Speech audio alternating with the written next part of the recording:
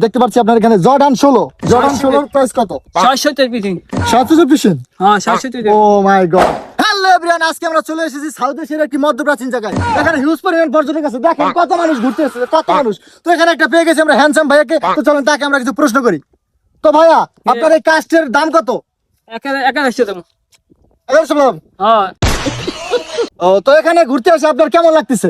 আমাকে পরে গেছি গে। পরে গেছি কে? হ্যাঁ আপনার এই চশমাটা কত দিয়ে কিনেছেন? পরে সে 30 আছে। 30 হ্যাঁ ও মাই গড, এটা তো হিউজ পরিমাণ একটা দাম গাইস, আপনারা দেখতে পাচ্ছেন। তো ভাই, আপনার এই শার্টটার দাম কত? তারপর 100 দিয়েছি। 100। ও মাই গড। এবার দেখতে পাচ্ছি আপনার এখানে জর্ডান 16 প্রাইস কত? 600 টাকা দিয়েছি। 700। হ্যাঁ 700 টাকা। ও মাই গড। তো ভাই, আপনি কোন দেশে থাকেন? 1 লাখ বেশি টাকা। 1 লাখের বেশি কিন। তো ভাই, দেখতে পাচ্ছি আপনার এখানে একটি পিস্টল, এটা মনে হয় ডেজার্ট ইগল বিশেষ করে। তো এটা আপনি কেন আপনার সাথে রাখেন?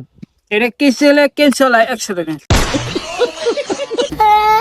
ও, এটা কিনছিলে কেসেলে পেছলে? হ্যাঁ ও মাই গড। তো এটা কি রাখেন আপনার সেফটির জন্য? ওরে আনছে গে। আনছো খোদা। আনছে গে। এটা কিন্তু একটা গাইস অনেক বিগ ব্যাপার, এটা বললেই নয়। তো ভাই, আপনার সাথে আরো কি কি আপনার এই যে আত্মরক্ষার জন্য অস্ত্র থাকে? এটা 200 টাকা আনছে গে। 200 টাকা। তারপর ওই যে মাঝের ঠ্যাং বলতে একটা অস্ত্র, ওটাও কি আছে আপনার কাছে? এর দাম বেশি 200 টাকা।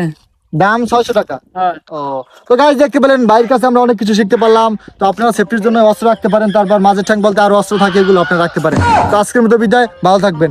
তাই না